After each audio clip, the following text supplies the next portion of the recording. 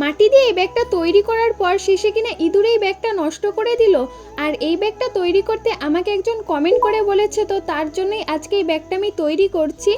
আর আমাকে তোমরা অনেকেই তোমাদের নামগুলো কমেন্ট করে বলো ভিডিওতে বলার জন্য, কিন্তু আমার এই ছোট্ট ভিডিওতে তোমাদের সকলের নাম বলতে গিয়ে আমার আর ভিডিওতে কোনো কথাই বলা হবে না, তো তাই তোমাদের নামগুলো বলা হয় না, তো তার জন্য সকলকে সরি। আর দেখো আমার ব্যাগটা প্রায় তৈরি হয়ে গেছে, এখন ব্যাগের হ্যান্ডেলগুলো আমি লাগিয়ে নিলাম। আর এই ব্যাগটা আমি রাত্রিবেলা তৈরি করেছিলাম, আর সকালবেলা ঘুম থেকে উঠে দেখছি ব্যাগের হ্যান্ডেলগুলো ইঁদুরে খেয়ে নিয়েছিল আর ভেঙেও দিয়েছিল কিছুটা, তো তার জন্য আমি আবার নতুন করে ব্যাগটাকে ভালোভাবে তৈরি করলাম। তো তারপরে শুকাতে দিয়েছিলাম, শুকিয়ে যাওয়ার পর কালার করতে বসেছি।